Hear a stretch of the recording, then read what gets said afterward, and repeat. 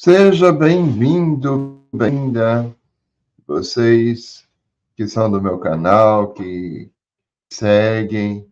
Hoje eu quero começar falando um pouco da questão dos concílios. Então, nós vamos trabalhar um pouco a questão dos concílios na igreja. Vamos começar falando um pouco mais simples, o inicial, o que ele chamar, sei lá, de protoconcílio. Acho que pode chamar assim, protoconcílio. Porque o Concílio de Jerusalém está na lista, vamos dizer assim, dos 20 concílios da Igreja Católica reconhecido como ecumênico. Eu vou dizer já que, vou explicar já por quê. Enquanto isso, o pessoal vai chegando, eu sei, né? Nós estamos no tempo pascal agora, eu fiquei um bom tempo sem transmitir vivo, acho que eu fiquei mais de um ano sem fazer transmissão, mas agora nós vamos começar para esses concílios e espero que isso ajude um pouco a esclarecer um pouco os ânimos dos catequistas, das pessoas e tal. Então, meu irmão, minha irmã, eu sei que está chegando, está começando agora, por favor, coloque aqui o seu o seu oi. Eu vou colocar oi, tudo bem? Sejam bem-vindos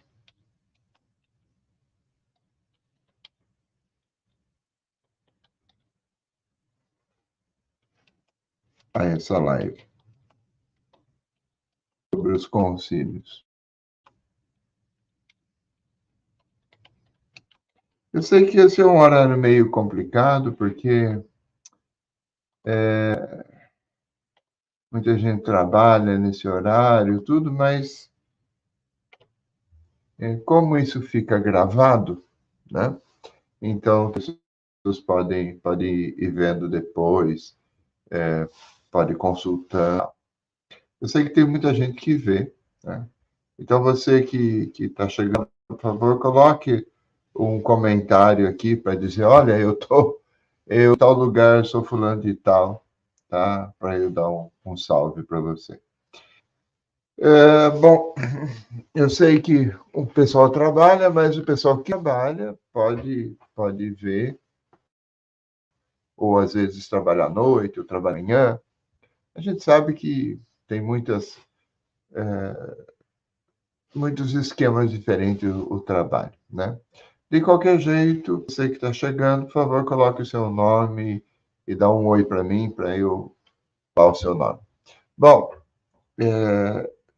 quando a gente fala auxílios, acho que a gente primeiro precisa começar a definir os termos.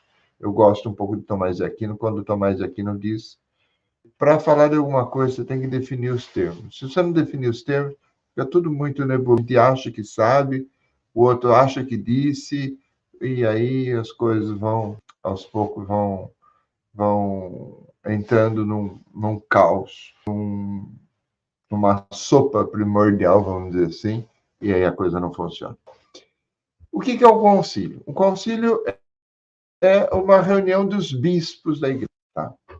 É uma reunião dos bispos que é convocada normalmente pelo Papa, pode ser também convocado por um imperador, com o Papa e tal, mas para resolver um problema doutrinal, problema disciplinar da igreja. Então, o concílio é uma reunião endereçada, vamos dizer assim, uma reunião para resolver alguma coisa. Então, a gente diz concílio, a gente fala isso. Também pode ser chamado de sínodo, né? Sínodo, a gente usa mais reuniões eclesiásticas que são regionais. Mas a Igreja Ortodoxa, por exemplo, a Igreja Ortodoxa fala de sínodo, a reunião dos bispos daquela região, que se reúnem para decidir unanimemente as coisas. Unanimemente é complicado, mas, em todo caso, se reúnem para decidir. Bom, então, esse é o termo inicial. Um concílio é uma reunião de bispos da igreja, pode se acrescentar também outras pessoas, leigos, teólogos e tal, mas, sobretudo, uma reunião de bispos para decidir alguma coisa, para definir alguma coisa. Ou um comportamento, ou uma crença, um dogma. Deixa eu dar uma ajeitada aqui na câmera, para ver se funciona um pouco melhor. Acho que melhorou um pouquinho. Bom, então, isso tá? Agora, quando a gente fala da história da igreja, nós temos mais de 2.000 anos de história e temos que pensar um pouco as coisas da igreja. Então, o primeiro concílio, que não é considerado como a lista dos 21 concílios ecumênicos, mas ele é considerado proto-concílio, ele está na palavra de Deus, está nos Atos dos Apóstolos. Edécio, salve. Edécio. Deus abençoe. Então, a gente fala que primeiro concílio que está na Bíblia, ele não é considerado um concílio chamado assim ecumênico. Por quê? Porque o concílio chamado ecumênico, pelo menos na Igreja Católica, é um concílio que reúne os bispos do mundo inteiro, ou pelo menos representa os bispos do mundo inteiro, porque reunir os bispos do mundo inteiro nem sempre é tão simples assim, né?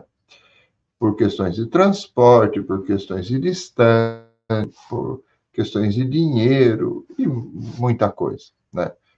Em caso, nós temos esse primeiro que acabou dando modo para os outros concílios. E aqui a gente vai ver, então.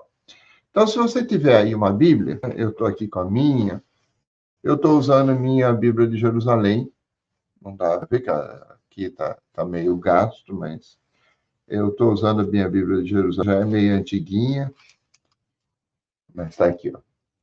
Acho que dá para ver agora. Isso, Bíblia de Jerusalém. Saiu.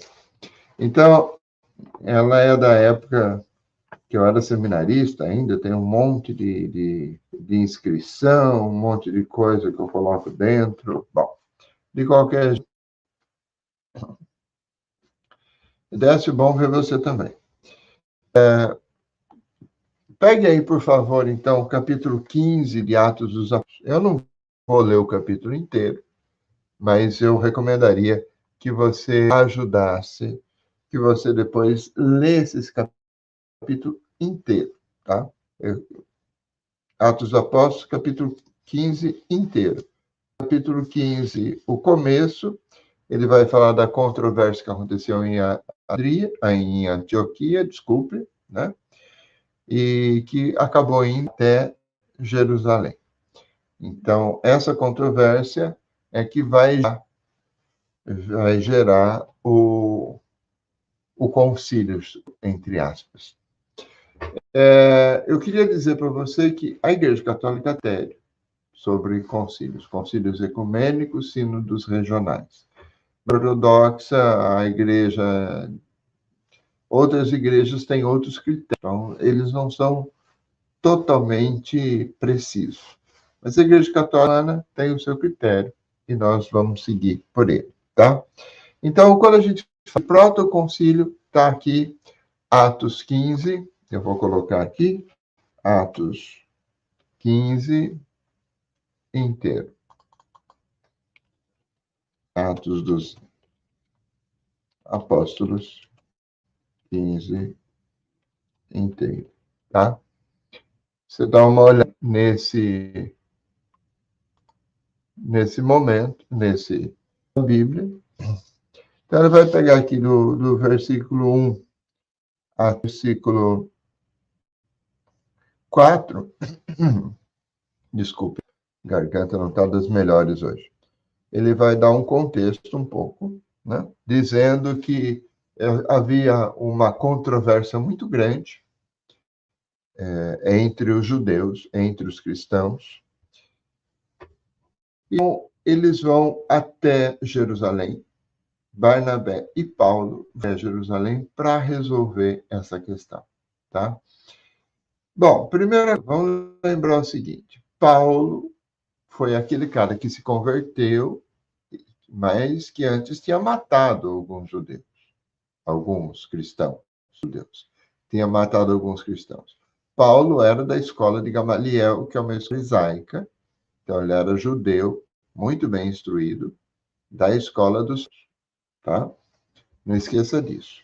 E Barnabé é desde as primeiras gerações, desde os primeiros dias.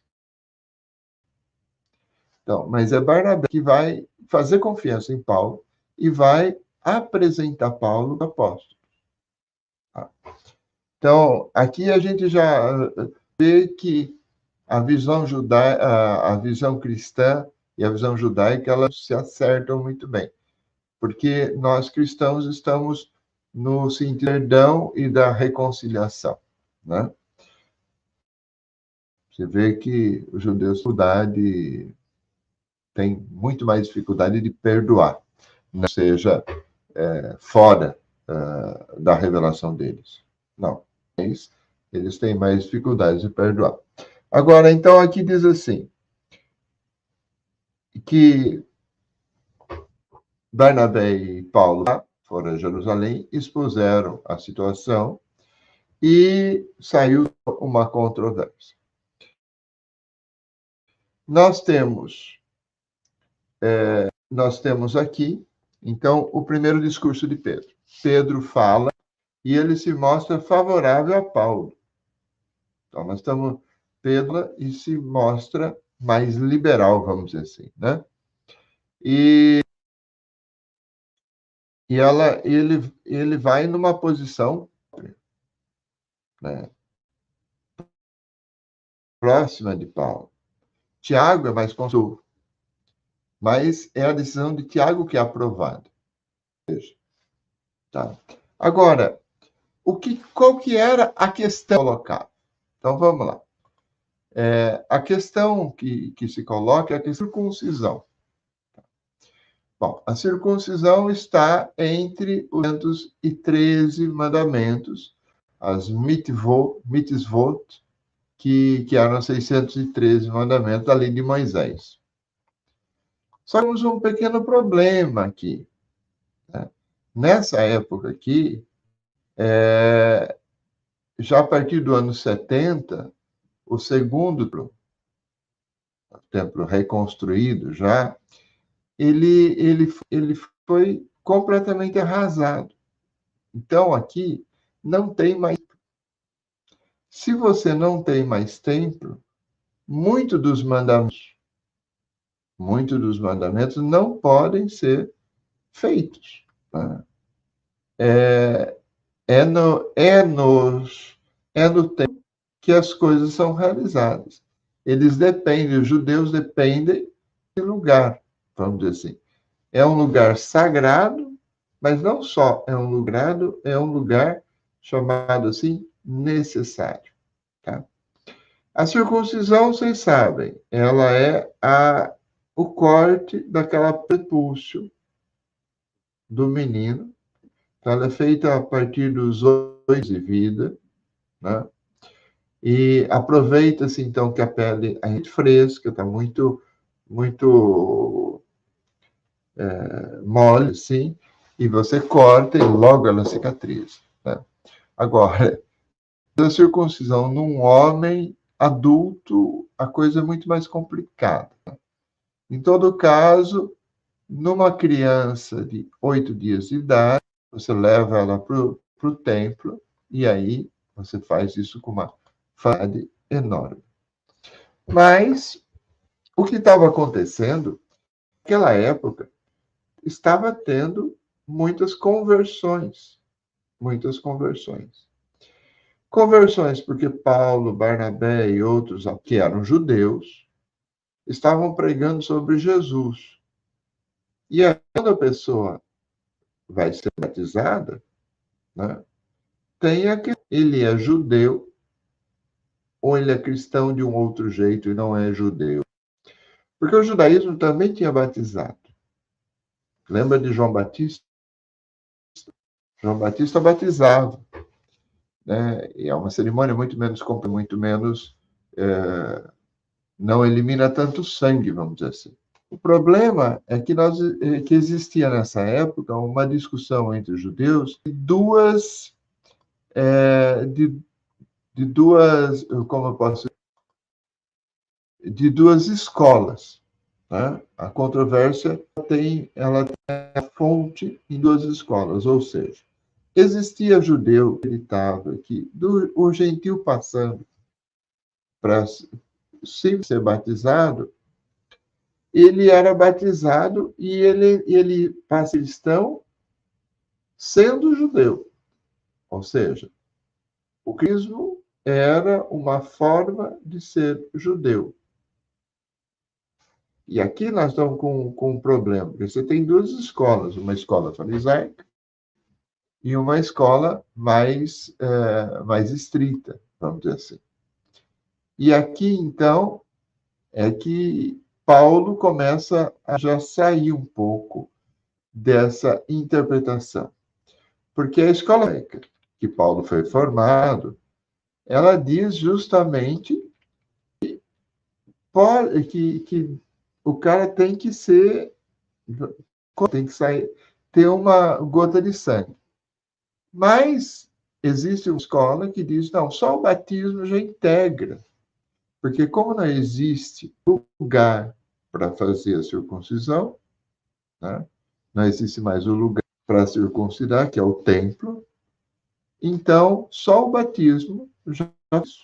Agora, a circuncisão e o batismo, elas são consideradas de você ser judeu. E aqui está a controvérsia. Paulo interpreta diferente. Paulo diz, não é uma forma de judeu, é uma forma de ser cristão. E eles estão nessa briga, né?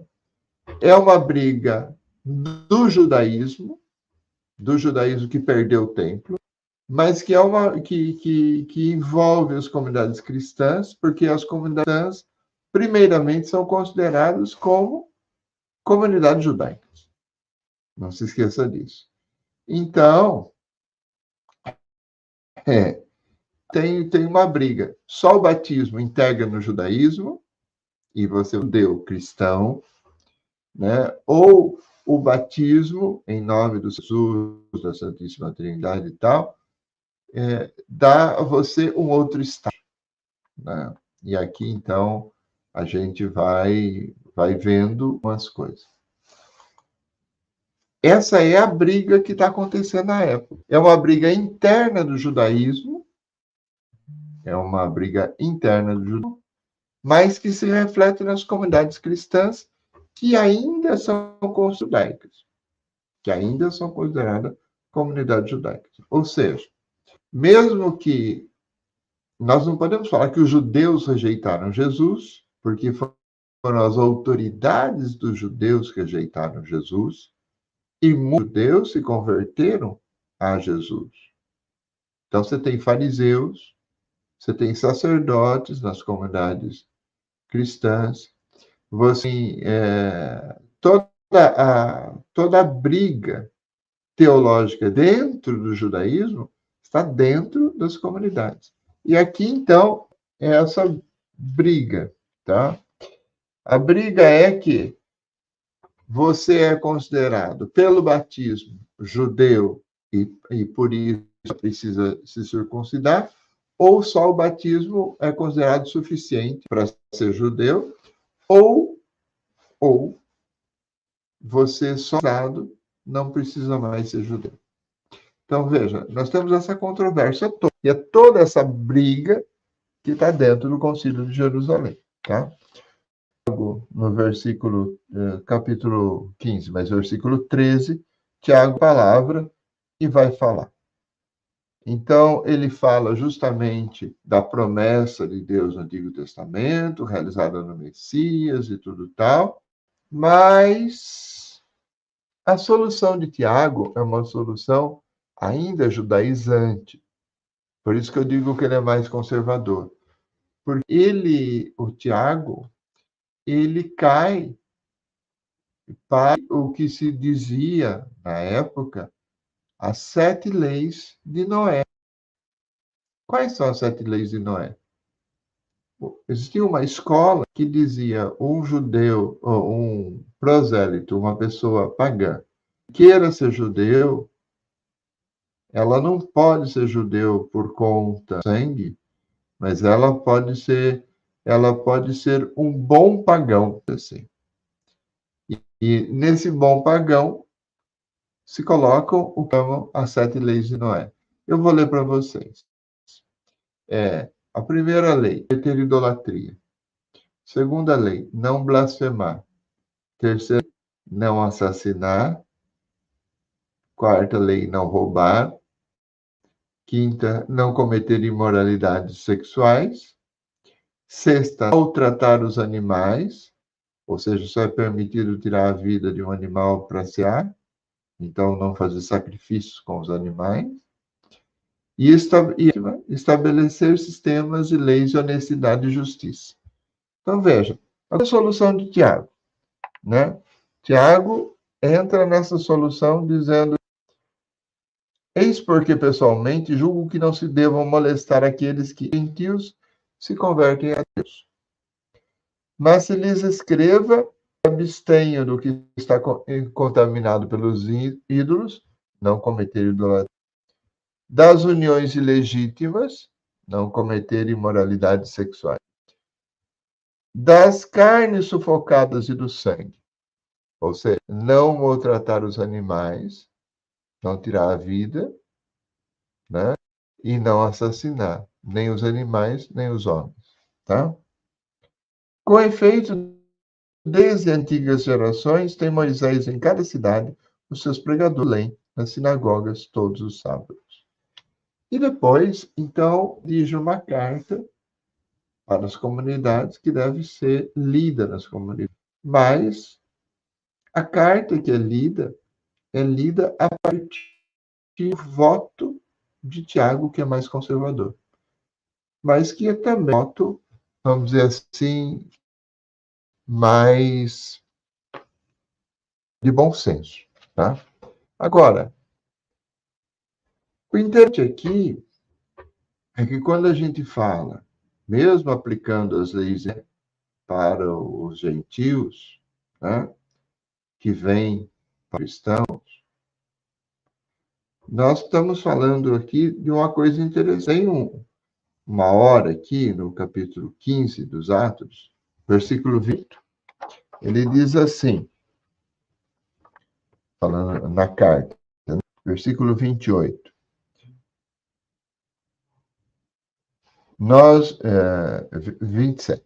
Nós os enviamos, pois, Judas e Silas, bem transmitido devido a vós, essas mesmas coisas. 28. Tudo pareceu bem ao Espírito Santo e a nós, não vos impor nem outro peso,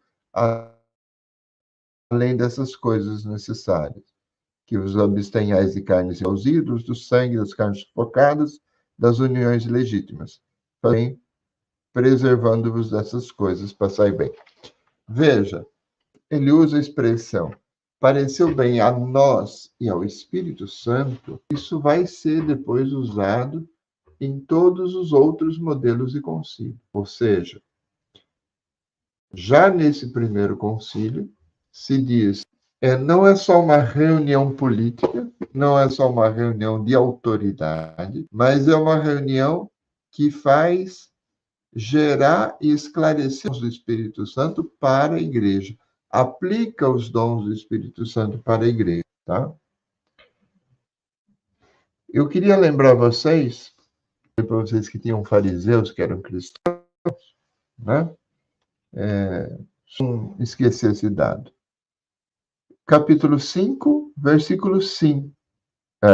Capítulo 15, desculpe, que nós estamos trabalhando, versículo 5, sim.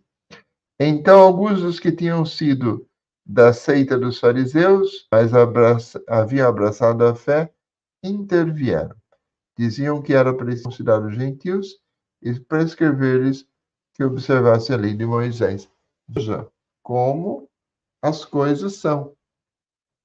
Veja como as coisas são. Então, não tinha só a questão de Paulo, que era fariseu, mas os fariseus estão se convertendo. Uma parte dos fariseus, uma parte dos sacerdotes, uma parte dos judeus, nem todos, né? Mas você tem dentro da comunidade cristã grupos de fariseus, grupos de sacerdotes, grupos disso, grupo daquilo. Então, veja, essa era uma discussão que era propriamente judaica, foi resolvida na comunidade dos cristãos. Mas, mesmo eles adotando uma terminologia e uma solução judaica, vamos dizer assim, né, eles dão uma solução que não é necessária, ou não sei se eles sabiam na época, mas que depois ela vai ser aplicada como abertura e separação da igreja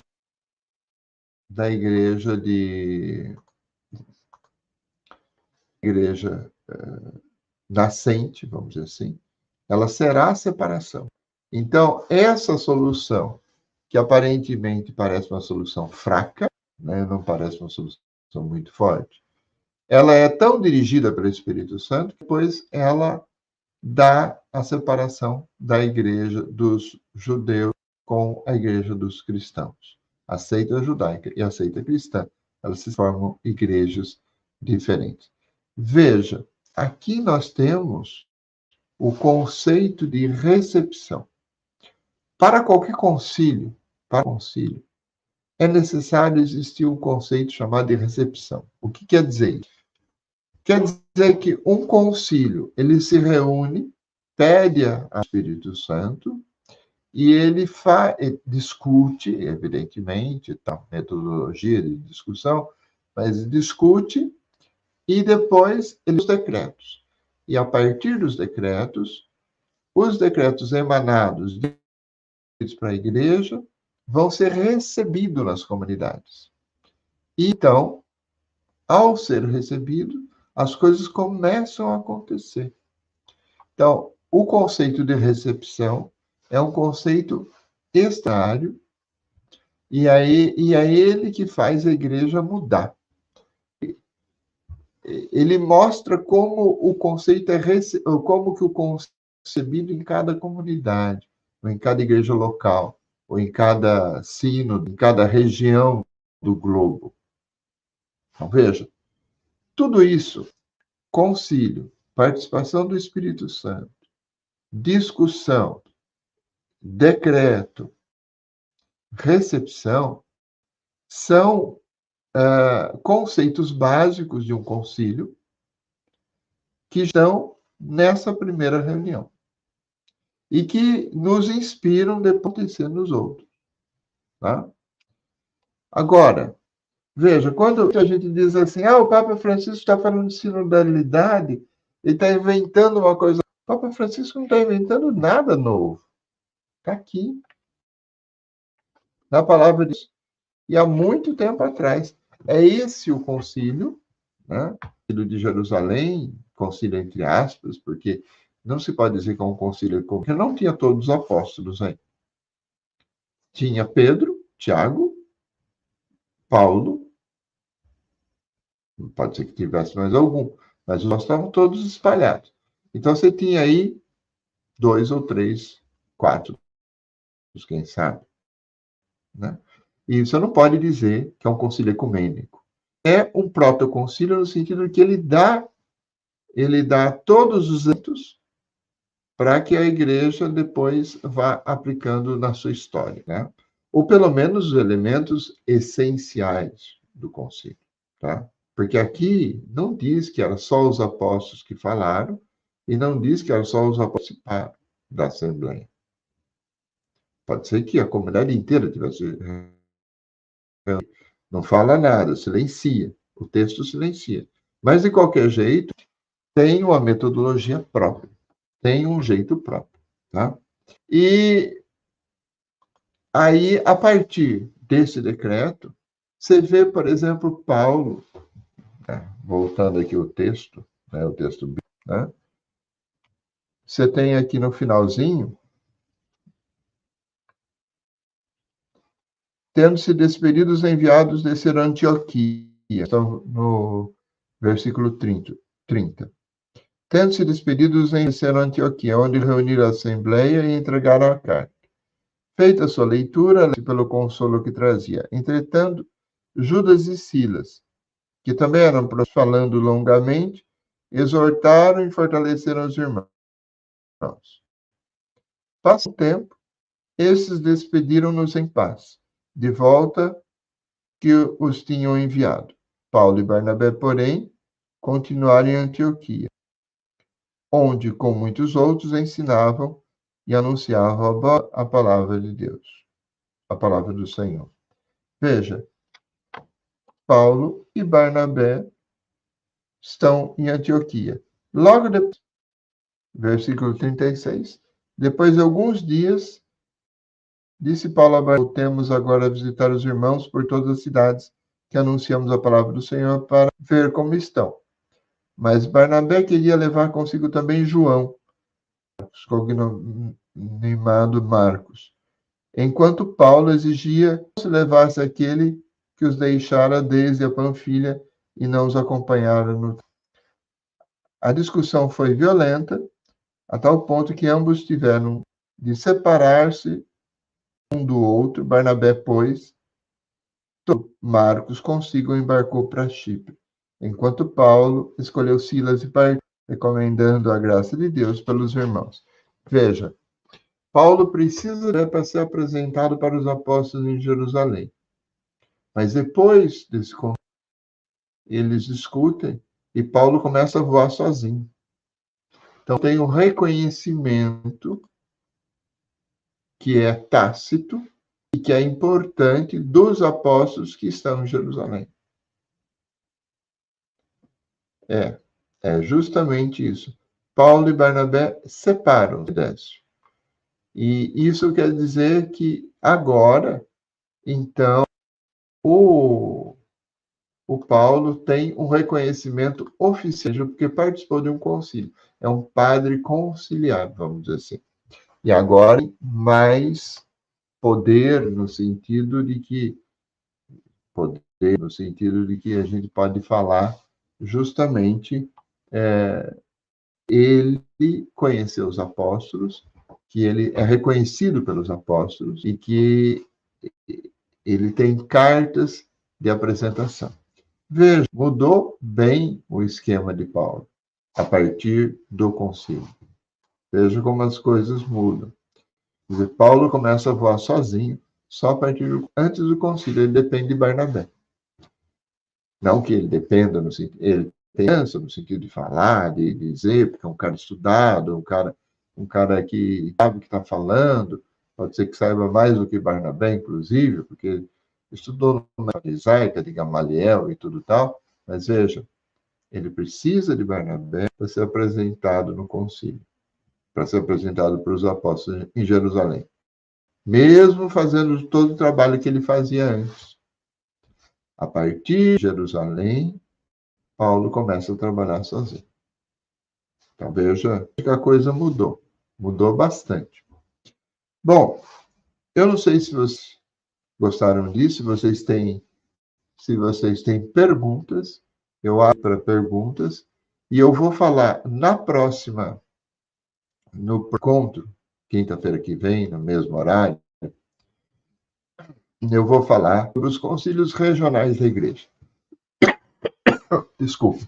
Porque se muito, especialmente os nossos irmãos protestantes, eles dizem que a Igreja Católica nasceu com o Concílio de Nicéia, com a convocação de Constantino, com a convocação do imperador ao Concílio de Nicéia. Mas esquecem que nós tínhamos sínodos regionais antes de Nicéia e que mesmo durante a perseguição, ou nos momentos que a perseguição estava menos forte, nós tivemos vários concílios da igreja. Então, veja, nós temos que perceber esse tipo de coisa também, porque senão a gente vai ficar falho. Bom, deixa eu falar, por exemplo,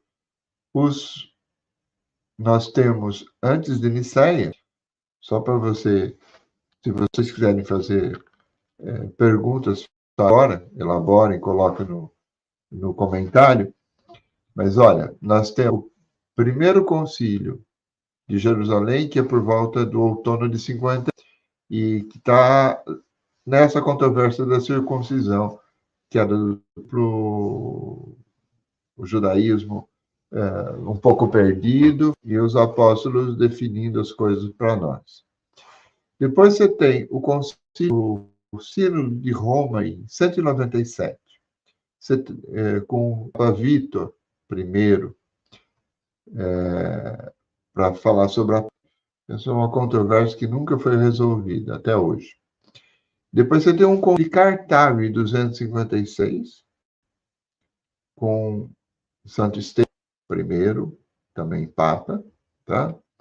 Você tem o concílio de Elvira, em 306, que nós temos uma sede vacante, o Papa eleito ainda, as coisas estão meio complicadas em Roma, mas é na Espanha, vamos dizer assim.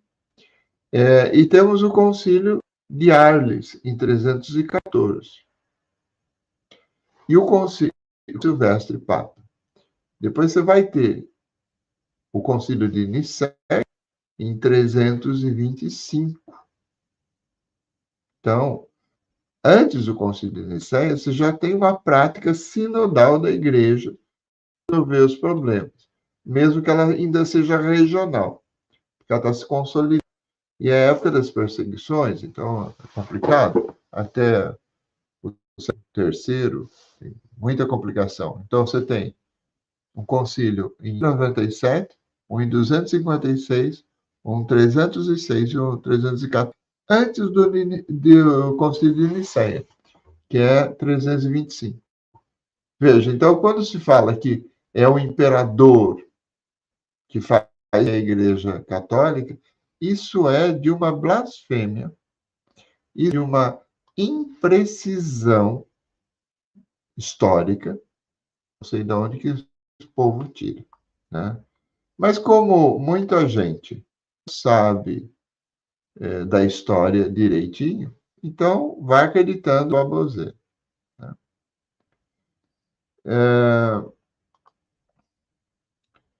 Estou colocando aqui alguns comentários, né? Se vocês têm perguntas.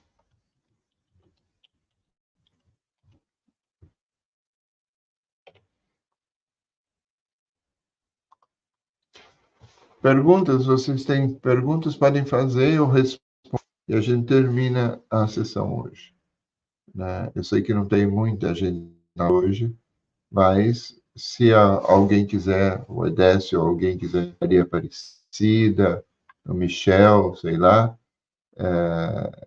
fazer a Marilene, o pessoal quiser fazer perguntas, pode fazer, porque aí eu já respondo e a gente fecha a live. Tá tudo bem?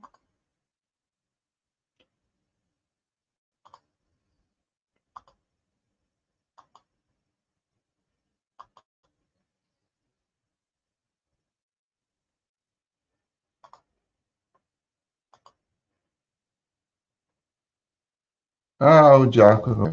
Tudo bem, Vaina? Já você pode pegar a live se você. Eu estou aqui abrindo para perguntas. Estou aqui abrindo para perguntas, caso tenha. Eu falei aqui comentei um pouco o capítulo de Atos, comentei a controvérsia que existia da circuncisão, comentei um pouco a questão das posições teológicas, Pedro, Paulo, Tiago, e comentei um pouco as questões que nós temos no livro de Atos de Paulo, antes e depois do concílio. Então, espero que isso tenha esclarecido algumas coisas. Agora, não esqueça, gente, para fechar a live de hoje, não esqueça. Quando a gente fala que nós temos uma cultura sinodal, mesmo durante as perseguições, ou nos momentos que as perseguições davam uma arrefecida, davam uma diminuída, nas reuniões dos bispos católicos para decidir as coisas em conjunto, junto com o Papa. Então veja que isso é uma cultura que vai nascendo e que perdura todo o primeiro milênio da Igreja. Todo o primeiro milênio da Igreja. O segundo milênio as coisas mudam bastante, mas o primeiro milênio você tem os primeiros 1000 anos, primeiros 10 séculos, você tem uma cultura de concílio na Igreja. Uma cultura de resolver com o Papa, evidentemente, mas junto com o Papa as coisas. Então, tudo, pode ser discutido tudo, porque o Espírito Santo vai ajudar a resolver. A verdade, ela é dolorosa, mas ela é libertadora. Hoje eu estava comentando aqui, só para o contexto nós tivemos um relatório que a CIASE, uma comissão que foi encomendada pela Igreja da França para ver abusos sexuais do clã. E eles descobriram, fazem uma análise de 3.000 casos de abusos sexuais do clã durante 40 anos, coisa assim. Muito doloroso, muito chato, muita gente disse que exagerou, que a comissão exagerou, que eles chutaram os números lá no e tudo e tal. Mas agora, depois disso, parece que nos 2 anos, a França está tendo 3 vezes mais adultos pedindo batismo. Inclusive em Marselha, que o Papa passou há menos de 1 ano, passou em Marselha para os tudo e tal, e foi visitar os bairros muçulmanos, as periferias e tudo. Gente que se declarava ateia voltando para a igreja. Então, quando ela é dura, ela é dolorida, mas quando a gente sabe, é libertadora, né? Então, esse é o esquema do primeiro concílio e o esquema dos concílios que vem depois, que a gente eu vou preparar as aulas quinta-feira que vem, na mesma hora, no mesmo canal. Hoje, eu não tenho certeza, mas eu acho que nós estamos sendo transmitidos pelo Facebook também. Eu regulei aqui o programa para o YouTube e para o Facebook. Então, espero que a gente tenha mais gente nos acompanhando dessa semana. Tá bom? Eu sei que é pouca gente hoje, mas com certeza a live vai ficar para a posteridade. Regina, muito bom, Regina. Muito obrigado. Bom, eu encerro por hoje aqui, já que o pessoal não tem perguntas. Encerro por hoje e nós vamos ficar. Espero vocês quinta-feira aqui, no mesmo horário, aqui nesse canal, para ver os concílios regionais, as controvérsias, as questões históricas e os concílios regionais do primeiro concílio de Nicéia. Isso ninguém fala, você só encontra aqui nesse canal do YouTube. Tá bom? Um abraço, até mais.